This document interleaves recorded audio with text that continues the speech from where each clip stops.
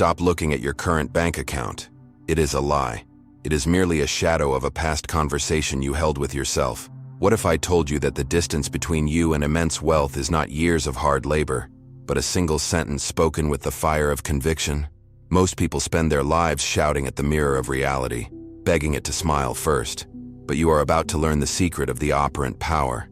In the next few minutes, I will hand you the specific key, a precise arrangement of words that collapses time and forces the universe to yield to your command. If you are tired of waiting and ready to claim, listen closely. This is not just a video, it is your awakening. You must understand before we speak a single word of power that you are not a physical body struggling in a physical world. You are all imagination. The foundation of your reality is not matter, but the invisible, operant power of your own wonderful human imagination, which is God Himself. When you look at your bank account and see emptiness, you are seeing only the dead reflection of your past thoughts. But the moment you withdraw your attention from the senses and place it upon the I Am, you return to the source. Wealth is not gathered with hands. It is selected with consciousness. You have been conditioned to believe that you must labor and struggle to change the screen of space. But I tell you, you cannot change the reflection without changing the face in the mirror. You are the operant power. Everything you see is yourself pushed out. Therefore, to change your financial world, you must stop trying to change the world and start changing the assumption of who you are. Words, you see, are not merely sounds that vanish into the air. They are the containers of consciousness, the very vessels that carry your state of being into the visible world. When you speak, you are not describing reality. You are decreeing it, for the word is the image of the act. If your words are empty, lacking the fire of conviction, they are dead seeds that will never bear fruit. But when a word is spoken from the depth of the I Am, saturated with the certainty of possession, it becomes a living thing. Most people speak of their lack, and by the law of consciousness, they create more lack. You must realize that your inner speech is the cause of the outer circumstance. If you wish to attract large sums of money, you must first cease the internal conversation of the beggar and adopt the internal speech of the king. It is an internal shift, a movement in the landscape of the mind that precedes all evidence. But here is where you must be vigilant. Wealth is not a thing you get. It is a state you enter. The world is a mirror, forever reflecting what you are doing within yourself. If you are trying to get money, you are telling the universe that you do not have it. And the universe, which is only a response to your inner state, will confirm your lack. You must move from thinking of the desire to thinking from the desire. It is a radical transformation of the self. You must stand in the center of your own imagination and claim your heritage. The internal shift is the only work required. When you change the feeling of I within, the world without changes to match it. You do not chase abundance, you become it. The conscious creation of reality requires you to abandon the evidence of your senses and walk by faith in your own imaginal act. This brings us to the great paradox of creation. You can only possess what you have already appropriated in consciousness. To the natural man, this is foolishness. But to the awakened imagination, it is the only truth. You must dare to assume that you are already the man or woman you wish to be.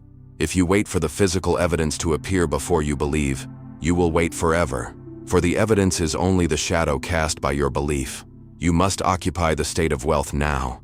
You must feel the solidity of it, the reality of it, before a single coin appears in your hand. This is the secret of the ages. The feeling of the wish fulfilled is the magnet that draws the event to you. You are not creating something from nothing. You are manifesting what already exists in the vast eternal now of your imagination. And yet this is not about forcing your will upon the world. It is about yielding to the inevitable success of your assumption. When you truly accept a state, there is no strain, no effort. You simply know. It is a quiet confidence, a stillness that says, "It is done." The internal shift is complete when you no longer feel the need to look for signs, because you have found the reality within. You are no longer seeking, you have found. You are no longer wanting, you have.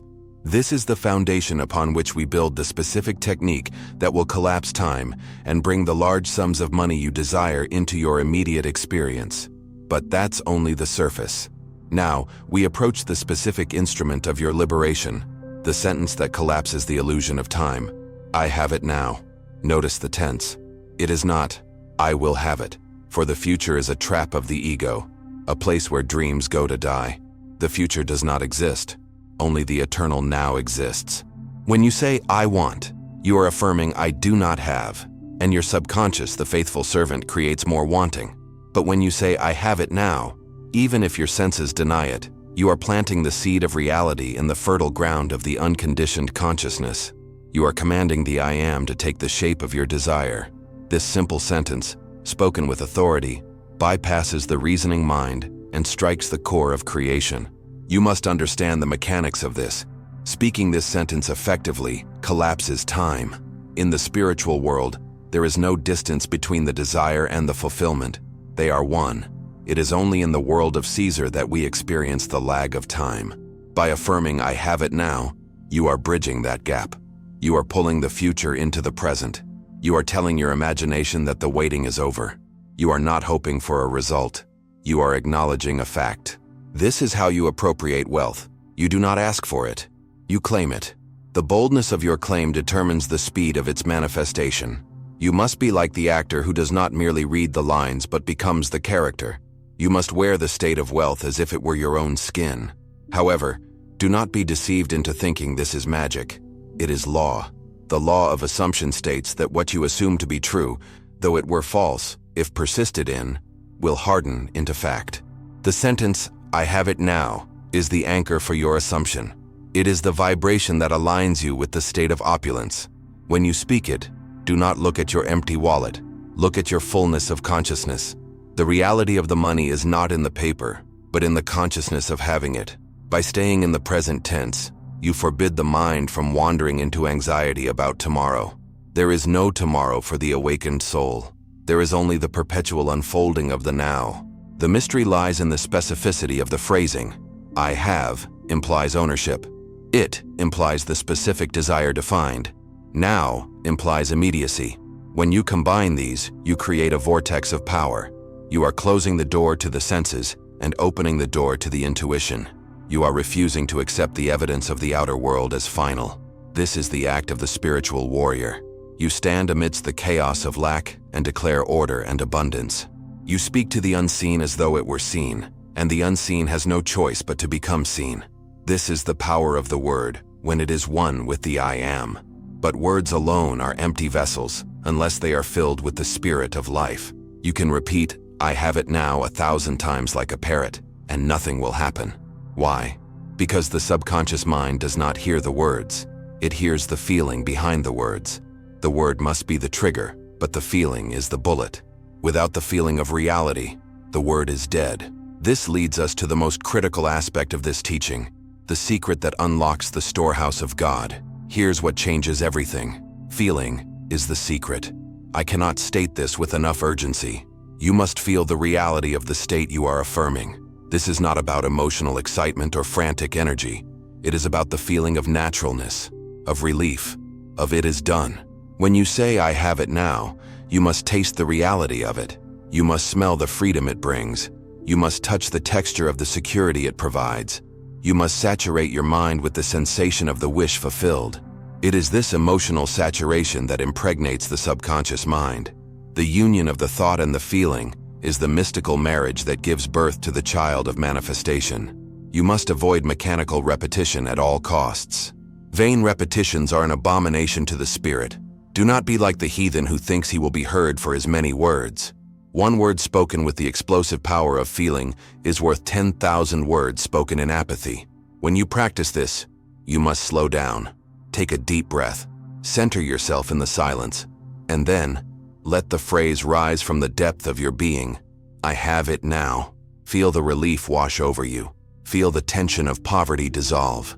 The feeling is the acceptance of the gift. If you do not feel it, you have not accepted it. And if you have not accepted it, you cannot project it. Imagine for a moment that you truly have the large sums of money you desire. How would you feel? You would not feel anxious. You would not feel desperate. You would feel a deep, settling sense of security. You would feel a quiet joy. You must capture that specific feeling and marry it to the phrase. This is how you live inside the phrase. You do not stand outside of it and look at it. You enter into it and become it. The feeling is the bridge between the invisible and the visible. Without the feeling, you are merely making noise. With the feeling, you are composing a symphony of reality. This emotional engagement requires focus. You must shut out the distractions of the world and turn your attention inward. You must become a master of your own moods. Do not let the news of the world or the complaints of others dictate your feeling state. You are the master of your house. You decide what enters your temple. Choose the feeling of wealth. Bathe in it. Let it soak into your bones. The more you can sustain this feeling of having, the faster the outer world will mold itself to match your inner conviction. You are creating a mold of feeling into which the liquid light of consciousness flows and hardens. Remember, the subconscious is impersonal. It does not judge. It only accepts. If you feed it feelings of lack, it produces lack. If you feed it feelings of abundance, it produces abundance. The phrase, "I have it now," is the spoon with which you feed the subconscious, but the feeling is the food. Make the food rich. Make it vivid. Make it real.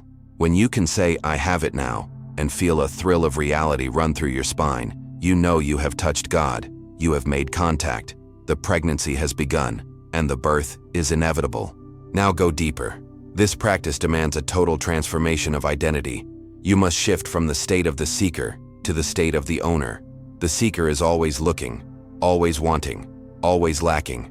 The owner is at peace, for he already possesses. You cannot be both. You must die to the old man, the one who struggles and begs, and be born again as the new man, the one who commands and receives. This is not a metaphor. It is a literal shift in consciousness. You must walk through the world wearing the identity of wealth. How would you walk if you had millions? How would you hold your head? How would you speak to your neighbor? You must adopt that posture now.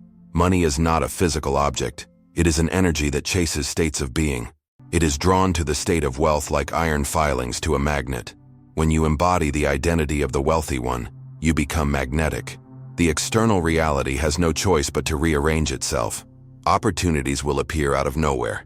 People will be drawn to you. Circumstances will align in your favor. This is not luck. This is the magnetism of being. You are radiating a signal, and the world is responding to that signal. If your signal is, "I need," the world sends more need. If your signal is, "I have," the world sends more having. This change in identity must manifest in your behavioral changes. I do not mean you should spend money you do not have. I mean you must make decisions from the premise of abundance. You must stop reacting to life with fear and contraction. You must start responding with expansion and faith. When a bill arrives, do not shrink in terror. Say to yourself, "I have it now," and feel the supply that is yours by divine right. This change in attitude changes the chemistry of your brain and the vibration of your body. You are literally restructuring your molecular being to accommodate wealth. You must stop identifying with your past history of failure. That version of you is dead. Bury it. Do not visit the grave. You are now a new creation, defined not by your past, but by your present assumption. The question is not, "What have I done?" but "Who am I now?" If you answer, "I am the possessor of great wealth," and you dare to walk in that assumption, the world will obey. You are the operant power. You are the king in your own kingdom. Do not abdicate your throne to fear. Sit on the throne of your imagination and rule your world with the scepter of, "I have it now." This shift is subtle, but powerful. It is the difference between trying to move a mountain with a spoon and commanding the mountain to move with a word. When you are the owner, you do not try. You allow. You do not struggle. You flow. The state of having is a state of rest. It is a state of knowing. And in that knowing, there is power. The world is a stage, and you are the writer, director, and actor. Change the script in your mind. Change the character you are playing, and the scene must change. But the final key unlocks it all. This is not a ritual to be performed once and forgotten. It is a daily identity, a sustained habitation. You must live in the end. To live in the end is to live as though the wish were already fulfilled. It means that when you wake up in the morning, you put on the garment of wealth before you put on your clothes. It means that throughout the day when the senses deny your wealth, you mentally return to the sentence, "I have it now." You must make this your dwelling place. You do not visit the state of wealth. You move in. The most powerful time to impress this state is just before sleep. This is the sleep technique. As you drift off, the conscious mind recedes, and the door to the subconscious swings wide open. This is the sacred time. Do not take the worries of the day into sleep. Instead, whisper the sentence, "I have it now," like a lullaby. Repeat it over and over, feeling the satisfaction of the day being a success, feeling the relief of the wish fulfilled. Let this be the last thought that escorts you into the deep. Whatever you take into sleep, you bake into the fabric of the universe, and you will wake up in a world that has been subtly altered to reproduce that state. Doubt will come. The old man will try to rise from the dead. Fear will knock at the door. When this happens, do not fight it. Do not argue with it. Simply turn your back on it and return to the sentence, "I have it now." Re-anchor yourself. Persistence is the key. You must persist in the assumption until it hardens into fact. You do not persist to make it happen. You persist because it has happened, and you are remaining loyal to that reality. The only failure is to abandon the state. If you fall, get up. If you forget, remember. Return to the I am. You are building a new structure in the mind. At first, it may seem fragile, like a spider's web, but as you return to it again and again, reinforcing it with feeling and the word, "I have it now," it becomes like a bridge of steel. It becomes a conviction so deep that nothing can shake it. And when the internal state is solid, the external world must conform. It is law. It cannot be otherwise. You are the master of your fate, the captain of your soul, because you are the selector of your state. So tonight, do not go to sleep a beggar. Go to sleep a king. Speak the word. Feel the truth. I have it now. Let it reverberate in the chambers of your soul. Let it act as the command that rallies the forces of the universe to your side. You are not waiting for the money to come. The money is waiting for you to accept it. The separation is an illusion. The bridge is the feeling. The key is the word. Use it, and watch the walls of Jericho crumble before the blast of your trumpet. The old story is dead. You have buried it with the silence of your understanding. You are no longer the one who wants. You are the one who has. The law is impersonal, impartial, and absolute. It must reflect what you are now feeling. So I ask you, are you brave enough to walk in the feeling of the wish fulfilled, even before the world sees it? The seed is planted. Do not dig it up with doubt. If you are ready to live as the owner of your world, subscribe to this channel and ring the bell, not just to watch, but to remember who you are. Declare your new reality in the comments below. Write, "I have it now," and seal your state. And if you feel the fire rising within you, do not let it cool down. The next video will take you beyond the law of assumption into the very core of creation. Click it now. Your kingdom awaits.